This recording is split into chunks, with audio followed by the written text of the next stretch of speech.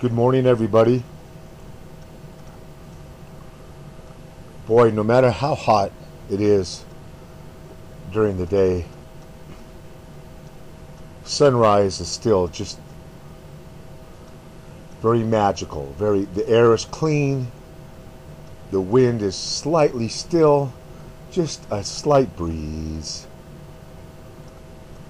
The sun not even making it through the trees yet, and the crispness of what I breathe is just invigorating. All that will pass in a couple hours.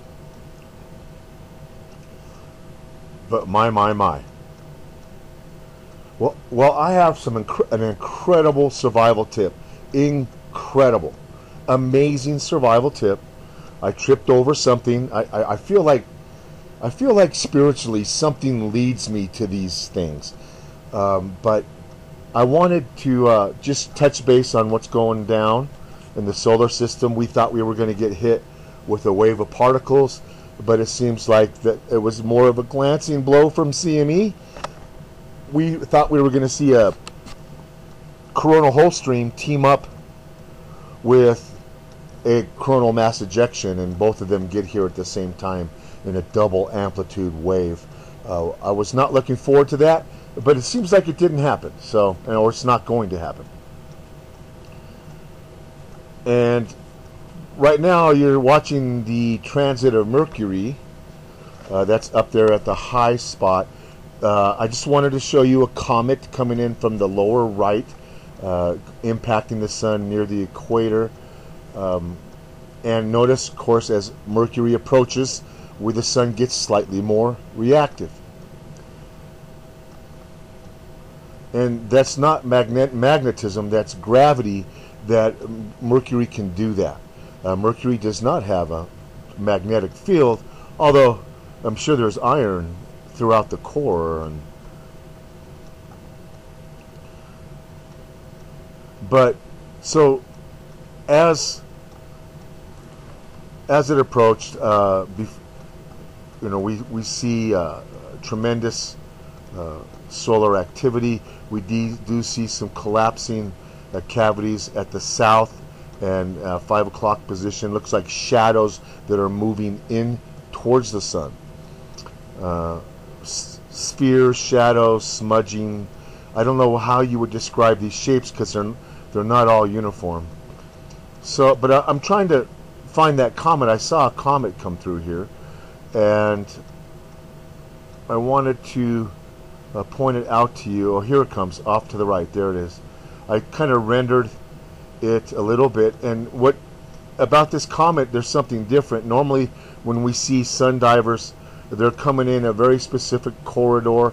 They're attributed to the Kreutz comets or the sun grazers. Kreutz comets are known as sun divers, but there's also sun grazers, and this I do believe is a sun grazer that has come in. The Kreutz corridor is almost opposite of the sun right now.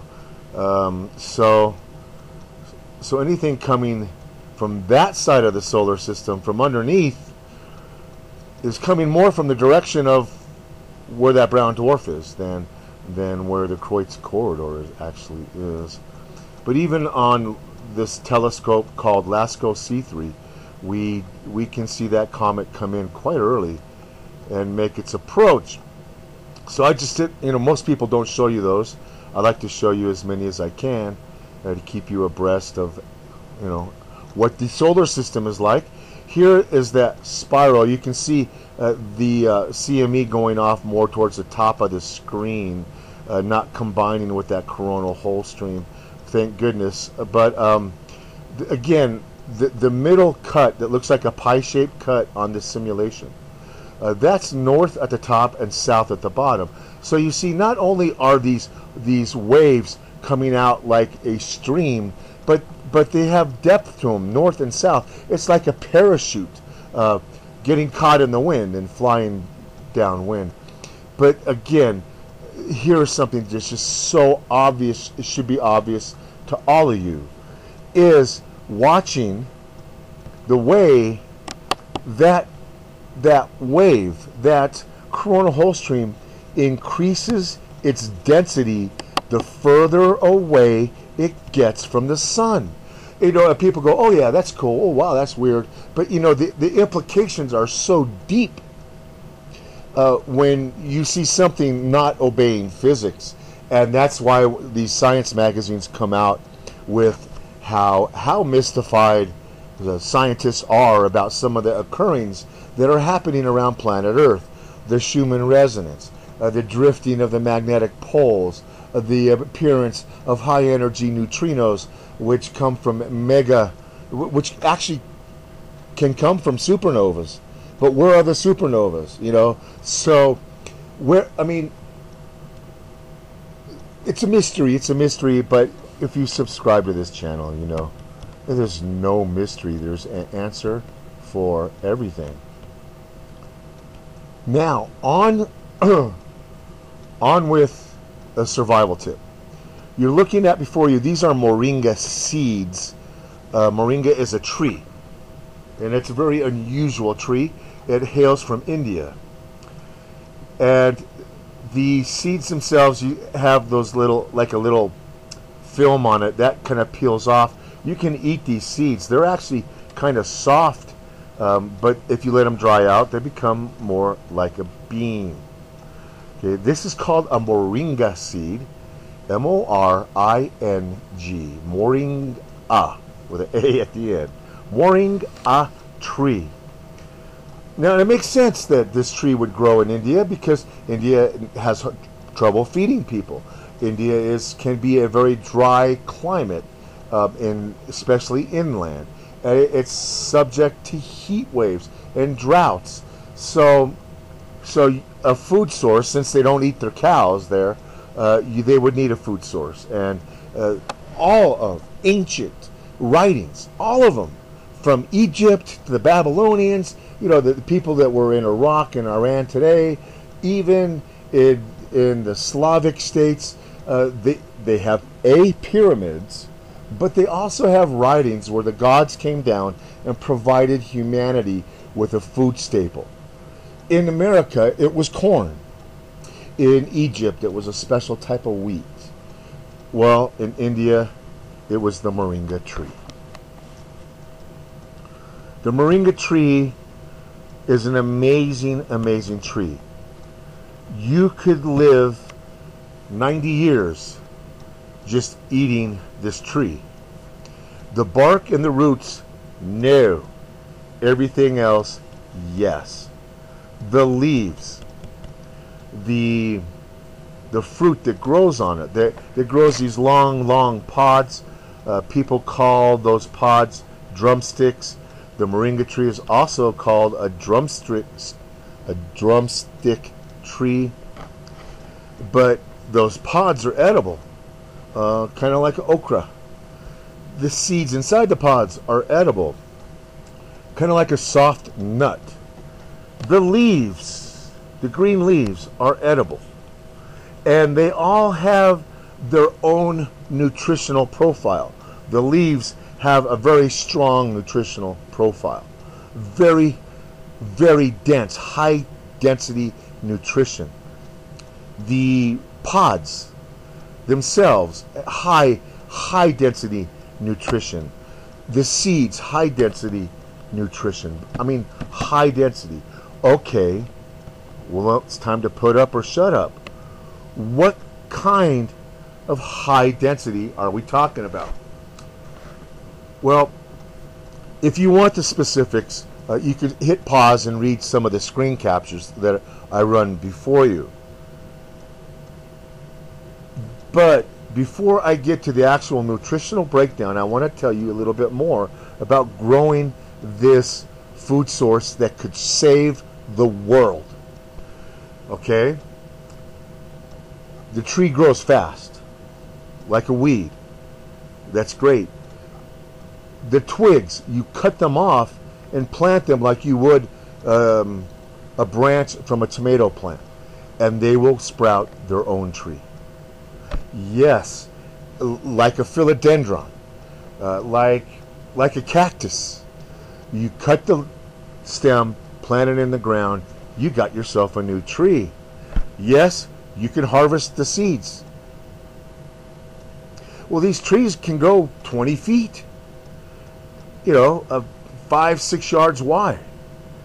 These pods are up to a foot long.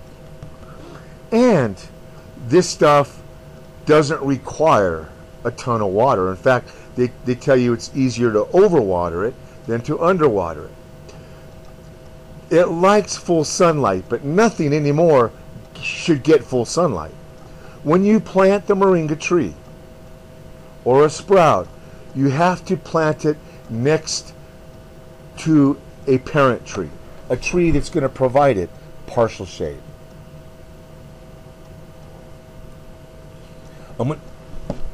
My partner, one of my partners, is in a greenhouse frenzy. Okay, when COVID started, he wasn't going anywhere. Yeah, and he stayed home. He built 2 greenhouses. I recommend just buying the kit. $200 from Walmart. Yuck, I hate Walmart. But Amazon. Yuck, I hate Amazon. Home Depot. You know, I like Home Depot better than the other 2. But listen, he next to a wall, right next to a wall, a big wall, like a 6-foot wall. He put in a 4-foot by 30 feet planter. Actually, it's more like 40 feet. 4 feet by 40 feet planter. He filled it with special soil. He put in a special drip irrigation and started to grow corn outside of all his greenhouses. Flanked to the side of that row, that 4-foot by 40-foot row of corn seeds that he planted, is the greenhouse itself, an opaque greenhouse. And not transparent, not translucent. You got to have the opaque in the Southwest. You got to cut out some of that sun. And so these sprouts only got 2 hours of direct sunlight a day. 2 hours. That's it. Out of an entire day where it's 9 hours of sunlight.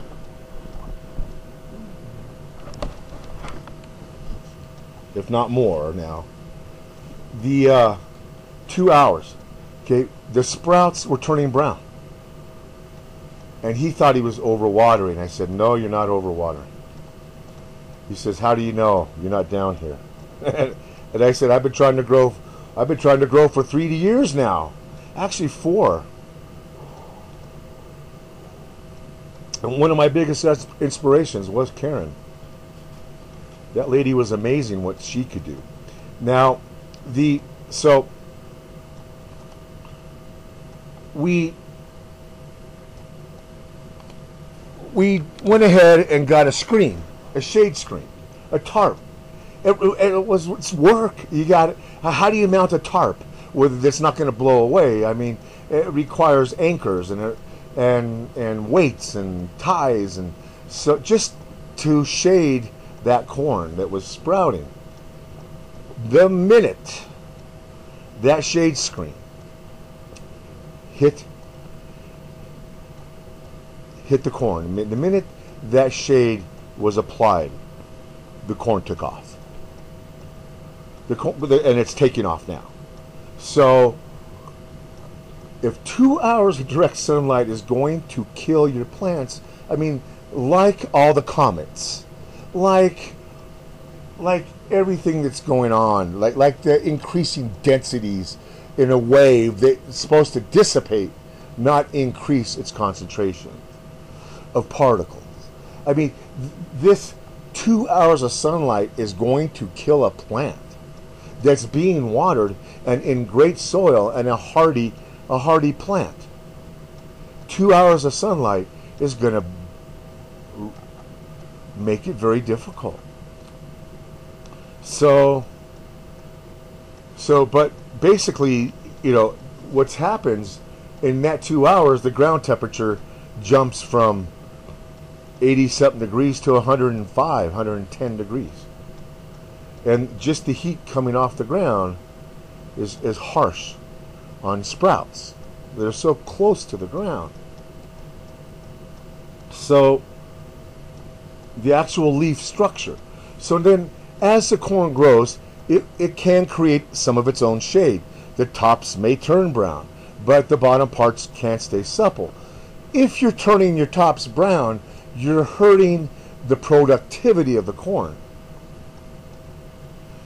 So with the moringa tree, you have to have a little shade.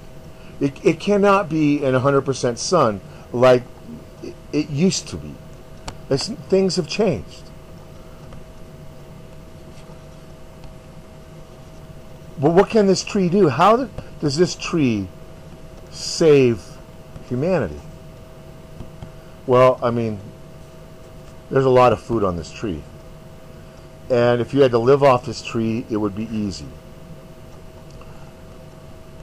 Okay. The actual pods themselves have an aloe-like quality. There are medicinal traces of alkaloids in the seeds. And alkaloids are anti-cancer, mainly because they're pro-oxidant. And this is the only place you're going to hear this. Alkaloids are pro-oxidant, and I've put up chemical structures of alkaloids right in front of you on the screen, showing you the oxygen, the saponin. Look up saponins, catechins. You know, alkaloid is a very broad category of substances. But you know, if you're a bacteria that doesn't like oxygen, if you're a fungus that doesn't like oxygen, if you're cancer that doesn't like oxygen, then taking an alkaloid is actually beneficial to you. The problem is at certain dosing, alkaloids can cause GI upset and can cause stress upon the body in other ways, kidneys especially. So just to make it short, you know, I'll post the link to this, but to make it short, I'm not going to separate out seeds, leaves, and pods. The tree itself has more protein per serving than eggs. Did you get that? Per ounce. The tree has more protein than eggs. Number 2, potassium. Per serving, ounce per ounce, the tree has more potassium than bananas. Vitamin B6 and another vitamin, very important vitamins. We get lots of, you know, vitamins all around, green leafy vegetables, you know, B12, we get all that stuff. But B6 protects your liver. B6 is a very special B vitamin. They give it to people taking heavy duty drugs to protect their liver. So it's very protective of the liver, B6 is. And, you know, people talk about milk thistle healing the liver. B6, you know, can keep you from needing the milk thistle. So, really high in those B vitamins. Iron, higher in iron than organ meat. You heard me. Higher than organ meat. Higher than spinach. Iron. Are you kidding me? I'm not kidding you. Minerals. Polysaccharides. Like you get aloe that boost your actually number of immune cells that your body can produce. That's why they put alum in vaccines. Oop, did I say the word vaccine? So, because just injecting aloe into your bloodstream increases the production of white cells.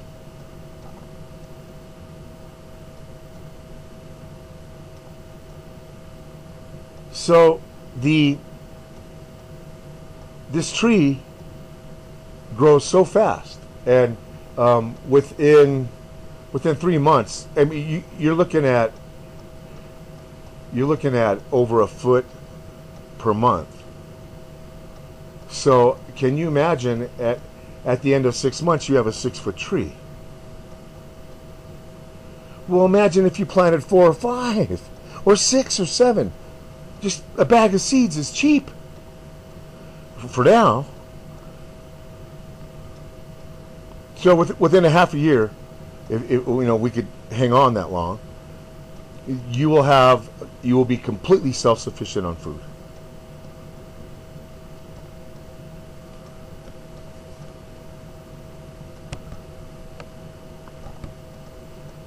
So when the Hopis and the Navajos spread corn on the ground around sick people and pray to the gods above, they're giving homage and thanks and using that corn as a ritual, because the corn is what the gods gave to them to survive the harsh conditions that they must live in.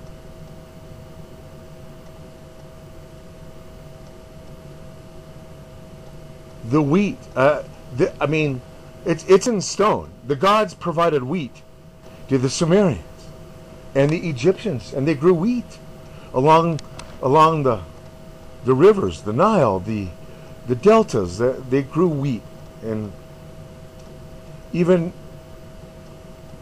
the Jewish people, there's strong evidence they were given spirulina, and that they carried these giant vats where the spirulina reproduced, because it's a wholesale organism. It's a type of algae, a nutritional food source provided by the gods.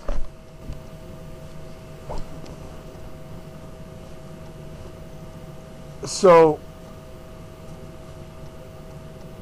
I do believe this was the gift to India. I really do. So many people, so little food, and they weren't eating their own cows. So, and people don't know this, but a lot of people in the Hindu religion and even Buddha religion don't eat any meat. They view not just cows, but all living mammals as reincarnates of humans. So that you're actually eating humans if you eat a live animal. So I have a Japanese neighbor, Japanese, 100% Japanese, and he won't eat any meat at all. And in fact, he hates hunters. He says hunters are killing his family. But the Moringa tree can be a lifesaver. And so what I did was, like I did with the video on where I was highly recommending protein powder. We need to stock up on protein powder because our protein supply is under attack. And in so many ways, and some of it's conspiracy theory that I cannot prove, but people are saying that now our regular food is being tampered with. Take a magnet with you and see if it sticks to the meat. Some people say it was iron oxide. Some people say it's graphene oxide. But I've picked up magnetic signatures on pork and chicken and beef. What did I do?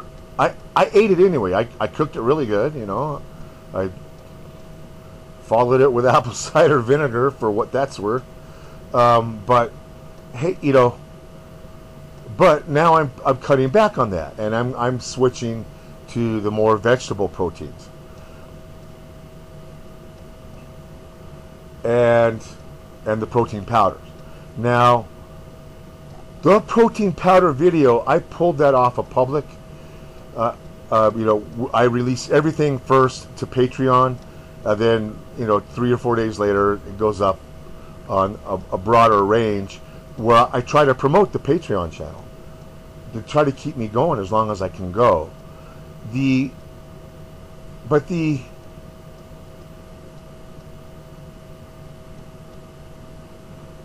video on protein powder, I have not made it public. I'm still keeping it private. I'm not releasing it to the public because I don't want to create competition for the protein powder, because I'm buying it on a systematic basis. I didn't go out and buy a whole bunch. I buy a little bit this week, a little bit, in 2 more weeks, a little bit. And so I'm gradually building up a stockpile of protein powder. Well, when I made that video, by the way,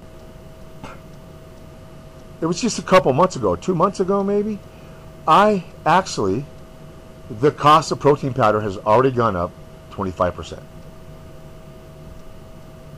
Just in 2 months. That's an annual rate, well, 6 times 25%. So that's around 150% inflation rate on protein powder.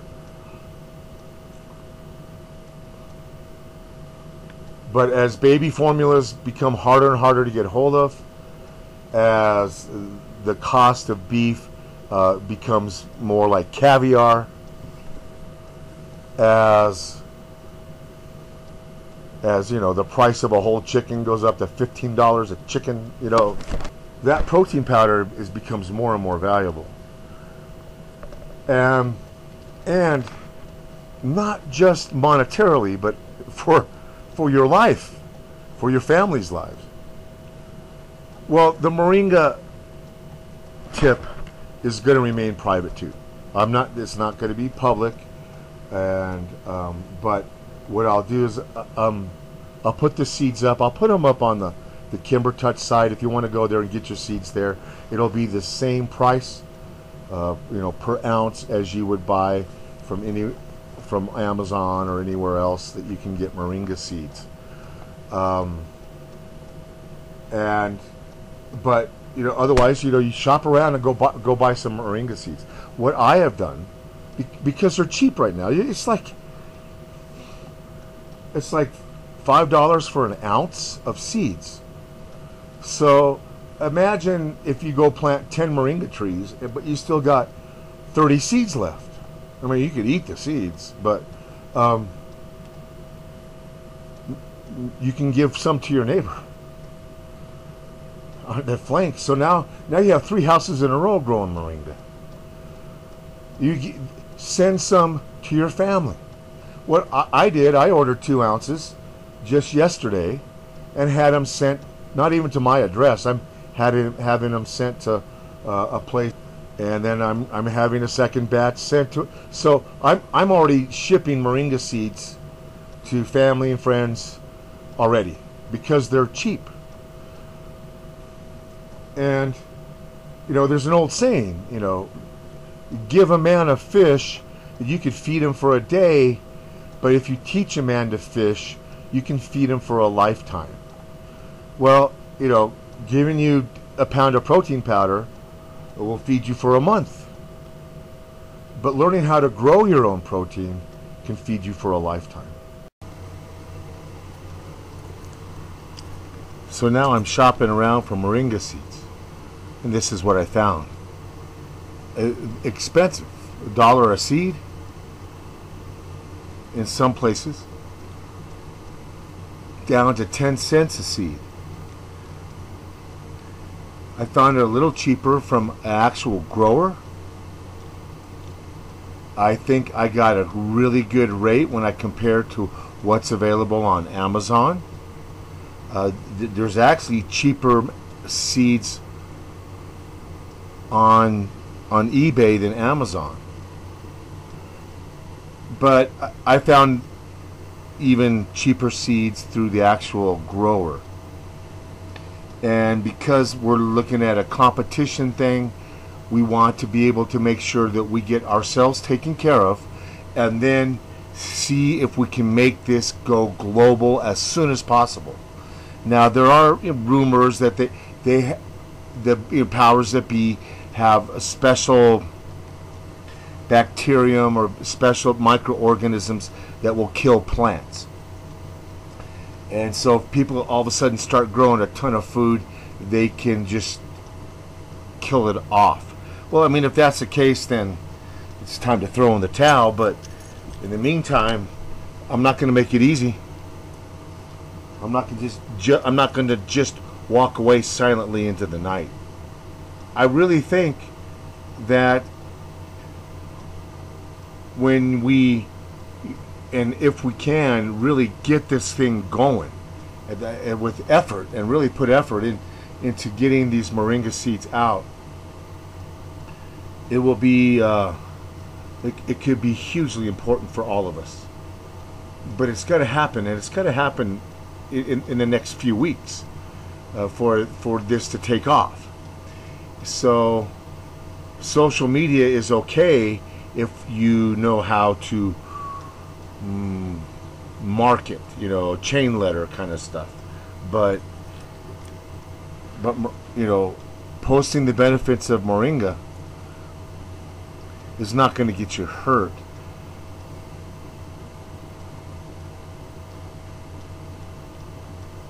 So we're going to keep the moringa video silent. We're going to put these seeds up on the KimberTouch site. You can actually go to the actual grower themselves and buy it yourselves.